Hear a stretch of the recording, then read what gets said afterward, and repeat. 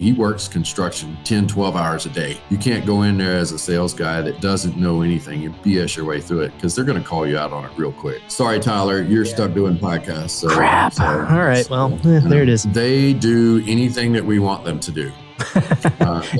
They are punished for 2 months. What do you mean farmers are buying excavators? What's a farmer doing with an excavator? And I turn around and look at him just very plainly and calmly and said, well, they dig holes, Michael.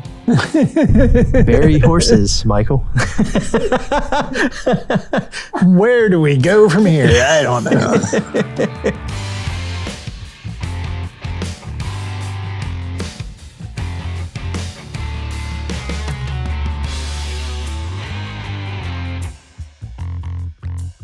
This week, we have Bill Holton on the show from Kubota. Kubota is a partner of the show here. And if you're like us, you like tools. And if you've been around construction, you know Kubota's tools and that they're pretty cool. We had a good conversation with Bill about all things equipment and construction. We hope you enjoy. All right, Bill, I'm gonna put you on the hot seat here because I've been waiting. All right, I've been waiting for a long time. We've been doing this partnership with Kubota, and it's great and all that stuff. But I still haven't received my excavator in the mail yet. Like, do you have any UPS tracking on that? Like, I thought that was part of our deal here, is that we got an excavator for free or something. I don't know. Yeah, I wasn't. That's a great plug, Tyler, and I appreciate that. But I wasn't party to that invitation. Okay. And so we'll say the check's in the mail. The U.S. Postal Service is just slow. Okay. All right. Got it. Understood. Supply chain problems. Supply chain. Exactly. Supply chain. No, it's not even supply chain. My wife orders stuff all the time that Amazon drops it off at the wrong house in the neighborhood. There's probably somebody else named Tyler that has it somewhere. Maybe Eddie's got it. I don't know. Maybe our dad intercepted it and it's out on his farm right now because he's got a bunch of other Kubota equipment out there. He's got the skid steer. He's got a tractor. Like, it's all orange out on our dad's farm. It really is. Yeah. He's got the RTV. Like, it's hilarious. It fits right into what, like, our dad was pretty geeked. Well, sure, yeah. Hey, funny sidebar. So we've been doing the Walmart orders where you get it delivered to your house because that's a pretty amazing thing when you got kids and all. Yeah, so convenient. So Christy put an order in, and we had the order she put in came, but then all out of nowhere we get Allegra hives, like the Allegra 4 hives version, and it said E. Campbell on it, and I'm like, Christy's like, you got a problem? Like, what's going on? And I said, I have no idea. But there's apparently some other E. Campbell in Milledgeville that, has a hives problem and never got the hives medicine delivered. And we didn't know what recourse you have after this. So, I mean, it's just. So we're throwing it out there on the internet. If you're the other E. Campbell and you need some hives meds, just I know where they're at. Email us at contact@brospodcast. I just did not know what to do with that. And then the funny conversation that ensued. It's just, Listen, I gotta put FedEx on blast a little bit because they always goof it up. Every single time they deliver to our house, they goof it up, man. They'll send it down the street. They cannot understand an address. It's hysterical. It's so funny. An idea on the excavator. I don't know. I mean, if you got miniature excavators, little ones, but those might fit in the mail better too. Hey, we can put them on. We can put one up here too. That's right. Yeah, that's great. We can get it back there. All right, let's source that. I think that would be a really nice addition to our shelving here. Toys. Right, I'm gonna write that down right there. Okay. Where Eddie and Tyler need an excavator. I don't think he actually wrote it down. That didn't look like long enough time to actually have written anything. Anyway, all right. So Bill, you're here. Shorthand, guys. Bill, you're here to talk more about Kubota and everything that you guys are up to. Let's start with kind of the history of it, though, man. Like, where was it founded? How long ago? Kind of give us the basic idea of what we got going on here. So Kubota obviously came out of Japan and was created many moons back. But let's talk about when it came to America. All right. So we're going to talk about 50 years in the U.S. 1972, Kubota came to the USA, and they started selling with small tractors. They worked their way into the construction segment in about 1978. That's when they introduced their first excavator here on U.S. soil. About 1996, we introduced our wheel loader segment. So we got into the R series compact wheel loaders. 2010, we joined the fight with the CTLs. So then now we've got excavators, we've got wheel loaders, and then we've got the compact track loaders. In 2015, we turned around and introduced our skid steer. So now we've covered the full gamut: excavators, wheel loaders, track loaders, and skid steers. So we've got everybody covered across the board. In 2019, we introduced the first Kubota stand-on compact track loader.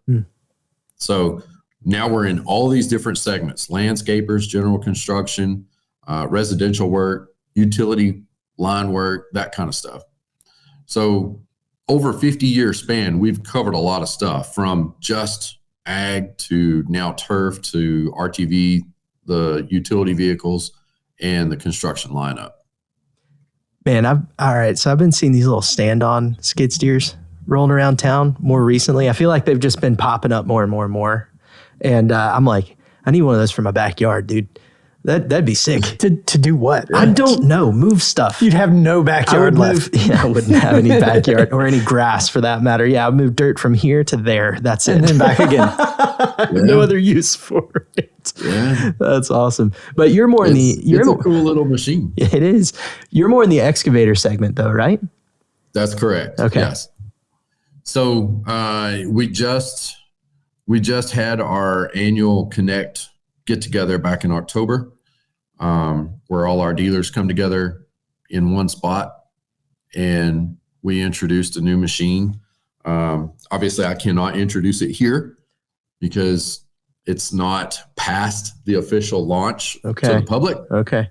But that's my teaser for anybody that's listening or going to be listening, is they need to come check us out at World of Concrete. I love the cutting eyes to the side, like looking, like, look, I didn't say too much, right? I didn't say it. Yeah, I didn't say it. Nobody's in the room with me. Yeah. Just enough. PR's in the I corner. do have a glass wall right here that I can see people walk by once in a while. So yeah. PR's not in the room, so you're not going to get in trouble, man. You can share it with us now. So just looking over the shoulder, like, hey, I know a thing, if you don't tell anybody. Hey, buddy. Yeah. That's awesome. Well, all right. So you got something new, World of Concrete, that we should keep an eye out for. All right. Yes, definitely. Nice. Very cool. If anybody's got tickets to the World of Concrete, then you come check it out. I've been meaning to get out there. Coming out new. Dad's going to be all over me now. I know. He's going to want to go buy it. Yeah. See, there you go. We got your first customer. His name is Larry. Yeah. More than likely. What will he do with it? Probably dig up his whole pasture and moving dirt from one place to another. But having a ball. Having a good time. So part of my presentation, I had our attachment product manager and myself. We co-hosted our segment of the presentation. It was about a 20-minute segment that we get to come out and talk about our new products for the year. And we had a little banter back and forth, up on stage. And here's 3,000 people sitting in this audience that they're all looking at us, waiting for something, really exciting and big and fast and new and loud and powerful. And I go through my spiel, and Michael, my attachment product manager, looks over at me and he says, whoa, wait a minute. What do you mean farmers are buying excavators? What's a farmer doing with an excavator? And I turn around and look at him just very plainly and calmly and said, well, they dig holes, Michael. That's the reaction I was looking for right there. Bury horses, Michael. That's one. True. Yeah, that's one. Yeah. That's something that my wife told me. She grew up on a farm. And she was like, yeah, we had to bury our horse over there. And I was like, what? She's like, yeah, we had to get an excavator out here, bury our horse. This is such a sad story. This is a very sad story. I think they did the same thing with their 2 llamas too. Anyway. What uplifting things can we do with excavators? We can bury things. We can dig stumps. Right, we can do all kinds of stuff. Moving right along. Bill, how long have you been with Kubota, and what What sorts of things are you seeing now that are really exciting to you? Yeah. So I came to Kubota in October of 2018, following over 20 years of heavy industrial construction and OSHA background. So I was that safety guy that would roll up on a job site that everybody hated to see for a long time. There's a poster somewhere with my picture on it, I know. I came to Kubota in 2018 and joined their training department. It was called Kubota University. And so I was the construction trainer that I took product, I took information, and would gather salespeople from different dealerships. And I would either go to their dealership or we would go to a central location and bring dealers in and host a training segment. And it was to get the new guy or even an experienced guy that just wanted some, refresh on, hey, this is how we operate. This is what the button does. This is how we do this, and get them in the seat. And it's turned into a really cool thing that we do every year. It runs about 8 weeks long, and the dealers from across the country come through in waves. And we train somewhere over I think this year they're predicting like 700 different dealer salespersons are coming in from across the country, and they're going to get in the seat of different machines, tractors, turf, RTV, and construction equipment. And they get to run stuff, and they get to dig holes, and they get to move stuff. And we put breakers on, and they go bust up concrete. And we put pallet forks or a bucket or a combo bucket or skid rake, you name it. We get different attachments out there and actually teach them how to use this stuff. And so I did that for 4 years. Then about this time last year, I moved over to the product side. So now I'm the product manager, and I focus primarily on the excavators and the wheel loaders. So that's my new job. I've been doing that for a year now. I think it's interesting that you guys take the time to make sure that the people that are selling your product understand your product. That's got to be pretty valuable for the average customer out there. I mean, you're going to somebody that actually knows what they're talking about. Yeah, absolutely. And in today's world, we're all guilty of it. We all get online, we shop the internet, we browse the specs, we look at the features, we look at the options. We made our mind up before we walked into the dealership to decide what we wanted. And some people even walk in, they got it printed out. They print that stuff out and say, I want this in this color with these options, blah, blah, blah. And construction guys are no different. If they're looking for a new latest and greatest, odds are they've already scoured the internet. And so they know the specs that they want to know. And it was important that our salespeople not be able to just recite a brochure, but be able to ask good open-ended questions and find out what that need is that brought you in. And let's see that we've got the right machine to fit that niche. You need to focus on lift capacity, or you need to focus on dig reach. Well, then we need to make sure that we've got the right machine that does that. And so that's where training the salespeople, not in how to sell a machine, but how to ask the right questions and how to answer the questions when they come out. Knowing the product competently allows you to sell the machine just a little bit better out there on the sales lot. We don't want them just reading brochures. We want to be able to, have that conversation. When you're getting people into these machines, that was one of the things we talked about before the call. Just kind of the user experience, the experience of being in the cab of one of these things is different. So, what's that like? Why does that matter for the guy that's out there working? Yeah. So you guys are familiar with construction industry. You've been on a job site somewhere. Anybody that's ever been involved in construction knows what the new guy looks like. The new guy shows up with a shiny hard hat, the brand new gloves that aren't creased, the boots aren't even dirty yet, right? And he's just lost. He's just wandering around the job site lost, or he's waiting for somebody to tell him something to do, right? That's the new guy.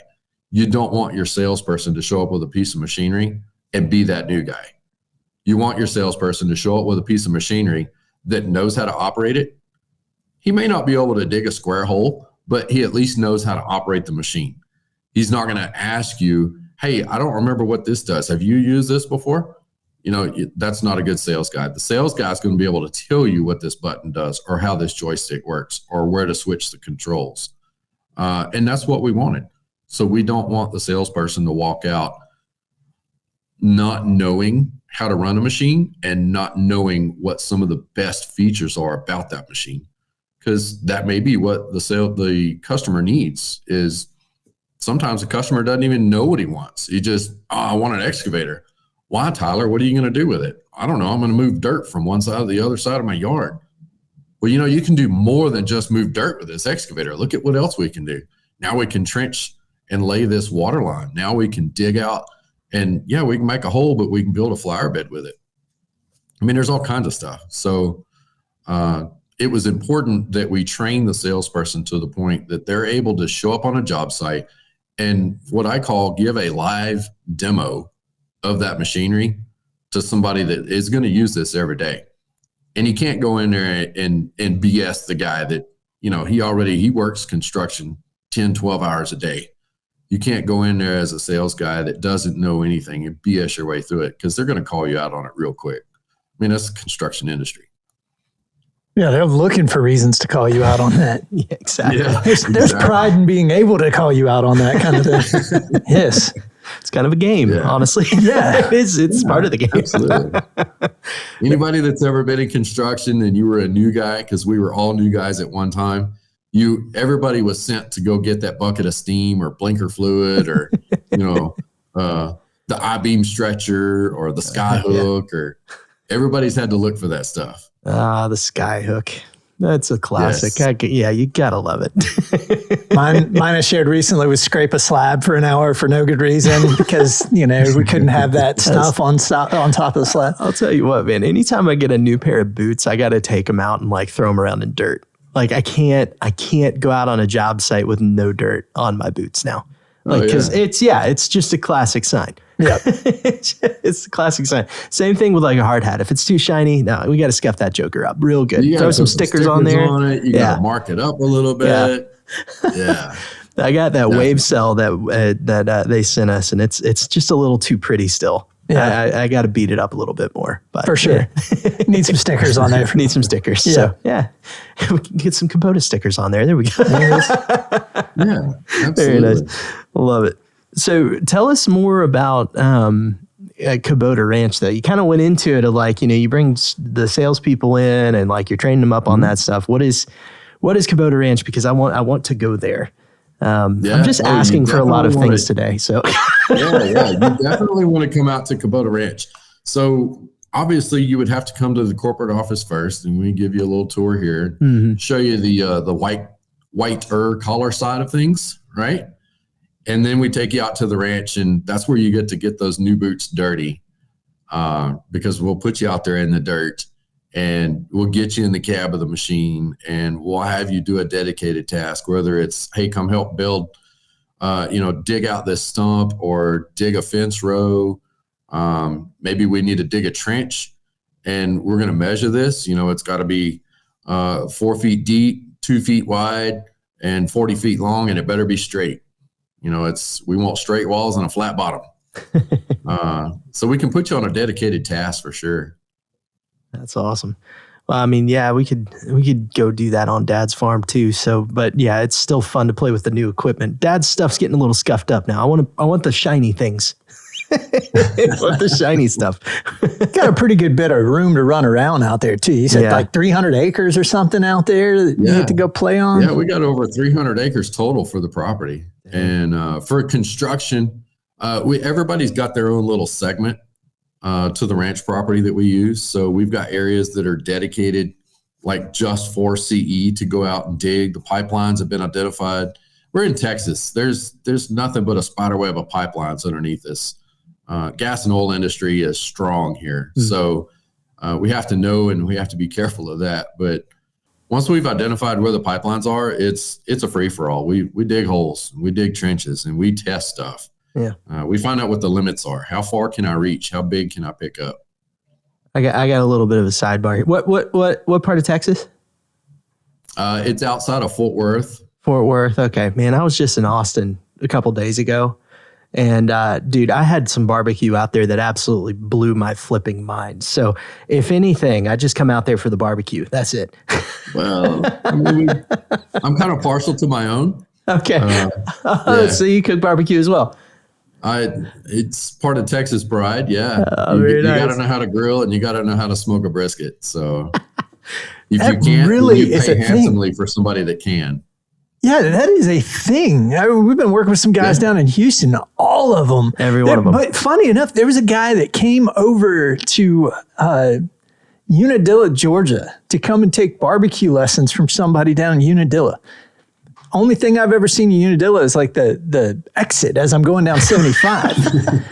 But the king of barbecue is over there, and he does classes, and people pay to come and learn how to barbecue. Oh my gosh, man. It's a whole thing. So, yeah. So on that, there's, you've got different regions in the country that do barbecue. There's a Nashville barbecue. There's a Carolinas barbecue. You got your Georgia barbecue. There's north and there's south and there's east and there's west. But Texas is proud. Texas has Texas barbecue. Of everything. They're proud of everything. Well, that's true. Oh man, it blew my stinking mind. Like, cause I mean, we got Georgia barbecue. We've got good barbecue here. Like it's good. It's good. It's passable. But it's Georgia barbecue. It's Georgia barbecue. I got a little bit of Georgia pride that's going to keep me from, just compete. Like, I'm not going to do that. I've had Texas barbecue. Okay. It was better. Yeah, and it I was like better. It was Carolina better. too. Carolina barbecue is good. I went to a place that's called La Barbecue over there, and holy shnikes, man. Oh my gosh. But it was hilarious. I stood in line for like 20 minutes, just like waiting for it. I'm like, I'm ready at that point. And I'd been traveling all day too. So I'm like, I'm going to throw down. Yeah. So I'm standing in line and I get up to the door and it says, "We do not accept Amex." And I was like, "Dad gummit." That's the only credit card you had. That was my business card too, man. I was going to put it on the business. I was like, this is a write-off, dang it.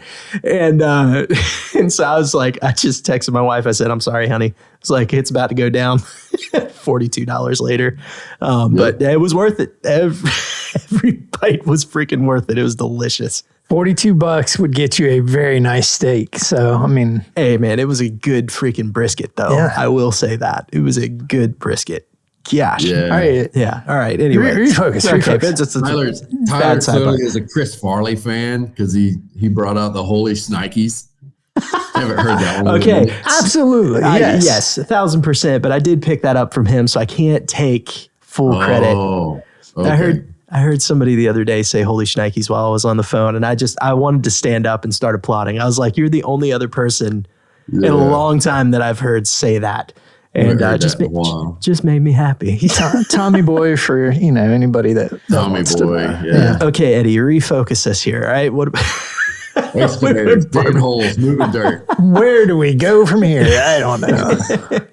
Nowhere but up. All right. So we talked earlier a little bit about a pretty cool program you have. You said it was about 2 years long. And you called it KPathers. So let's talk about this. This sounds like a cool opportunity within Kubota. Yeah, it's a great opportunity for these college kids to come in. And I say college kids because I'm 51 and I'm old enough to be everybody's dad.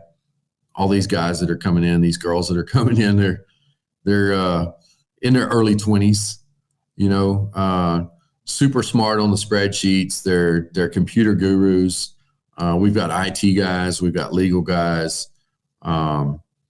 We've got some that have specialty that, they might have some history. We actually have one KPath employee that was, his family immigrated here several years ago, and they actually have a dairy farm here in Texas. And so he was raised on a farm. He was raised running some construction equipment, and he actually got to work in the construction group with us for a couple of months. And it was kind of cool to have him here. And we've got other people that we had one young man that he wanted to be a lawyer. And so he worked in the construction group for a little while. And so now he knows a little bit of the do's and don'ts. And hopefully he, continues his path and becomes that lawyer that he wants to be. Is he going to work in industry law, or is he family law, or, what kind of lawyer is he going to be? We don't know. But he's gotten to have a taste of some of the blue collar stuff out there more than just he went to law school, he graduated, now he's going to be a good lawyer. So to me, it's creating that well-rounded individual. So what do they do? Like what is the program itself? They do anything that we want them to do. They are punished for 2 months. So one of our managers here, we laugh about it, but they basically are tasked with different projects. It's another internship, if you will, and it lasts about 2 months in each department. They run through product groups, they'll run through the legal department, they'll run through the division offices around the country, and they get moved around.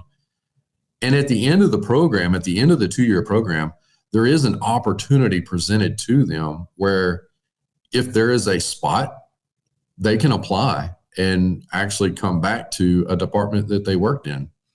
Our national accounts department has picked up, our Kubota University department has picked up people. And so, there is an opportunity for you at the end of that 2-year program to come back and work somewhere that maybe you spent 2 months there and was like, hey, you know what? I liked working at the corporate office in Grapevine, Texas. Let me see if I can get back in there somewhere and find a spot.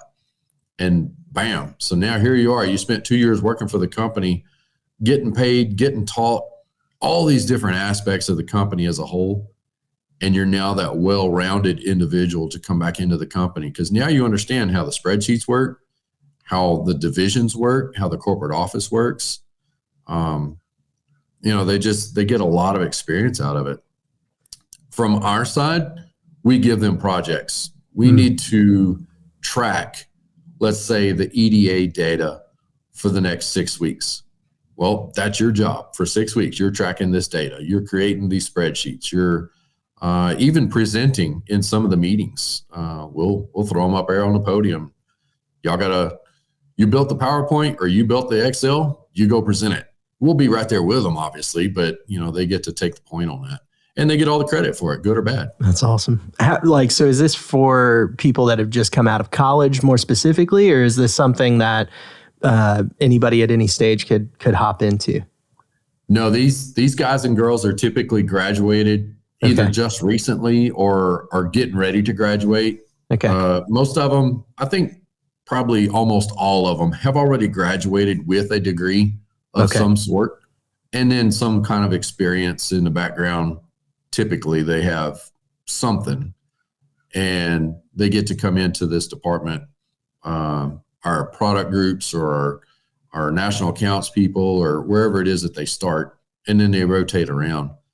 And so usually they've already graduated school. Since they're bouncing around the country, we don't want, somebody that's got one more semester and you're getting ready to send them to North Carolina for 2 months, but they're going to graduate from, Texas. Well, that doesn't really work. So that's where the interns, the summer interns come in. We get them for a couple of months during summer, and then they go back to school and finish out. Right. Yeah. I just wanted to be sure on that because I was thinking through like that might be a really cool thing for somebody who's currently in skilled trades that could potentially hop into something there and build a career through Kubota. But sorry, Tyler, you're stuck doing podcasts. So crap. All right. Well, there it is. Daggone it. I don't have an excavator by the end of this, and I can't get in KPathers either. Dadgummit. I like that we're not only presenting a little bit of the product and equipment side of things, but also, Kubota as a business and some of the cool things they're doing then, because I know that we have a number of talented young people that are either just in or getting out, like just getting into the industry or just getting out of school. Yeah. And might be looking for something. And sounds like a pretty cool way of spending a couple of years being rounded out by a company that's going to invest in you, which is a cool thing that you guys are doing. Now they understand, how the national accounts segment works. How do they manage the large customers? They actually go work in a division office where they travel with the regional or territory guy and visit with the dealers, and they get to see how that interaction takes place. How do you hold these conversations with a dealer? How how does that territory manager talk to dealer principals or just the sales guys? Yeah. If there's a training that goes on at a dealership, they're part of that territory at that time, then they get to go to that training and they'll participate. They get to participate as a student, but they also get to participate as kind of a co-host. Just depends on what part they play that day. Mm-hmm. Well, man, I think we've gotten a really cool education on Kubota here today and kind of what you guys are up to. That's really cool. But we want to ask you a megaphone question. All right. So this is our closer. This is what we ask everybody and we love it. So if we gave you a megaphone in around 60 seconds to say something to the construction industry at large, like what would you want to say, man? What would you want to leave? So the construction industry as a whole is tried and true about burning fossil fuels. It's always been there, gas and diesel, the oil industry. Electric and electrification is trying to get a hold. And in the construction industry, there are some segments that it might work, some segments that it will not work. When you look at your big equipment, the big heavy equipment, 20-ton excavators that are out there digging pipelines all day long, I don't think that's where electric needs to go. Just my opinion, all merely my opinion. Small stuff, the rental market, you've got your little 1-ton guys, maybe a 2-ton guy that you can rent, take to the backyard, working in some of these HOA neighborhoods that are taking over, and there's noise restriction or emissions restrictions that we have to worry about. Yeah, electric might work better there. So pay attention to the market, pay attention to who's doing what with diesel versus electric. We've got electric in other construction apparatus out there. You've got your boom supported aerial platforms, your man lifts, you've got your scissor lifts, you've got electric forklifts that run all over the country in different ways, all over the world. So I think construction is going to follow that trend. I just don't know how big a footprint it's going to make in that, because oil industry is still there. You got to have the big stuff with the power and the runtime. And unfortunately, electric's not quite on that platform. They're not able to run on that level, 10, 12 hours a day. Yeah. But it's coming on. So I think there are some guys that are looking at it and some guys that they kind of turn a blind eye to it. No, I'm not worried about electric. We like burning fossil fuels. We're not going to use electric. I love this question. Like we get so many sweeping answers on all of it. It's hilarious. You would think a lot of people would say the same thing. Man, we get just a wide swath I'm sure. of all sorts of stuff. It's so much fun. Well, Bill, dude, thank you so much for joining us this week. Yeah, absolutely. Appreciate it, guys.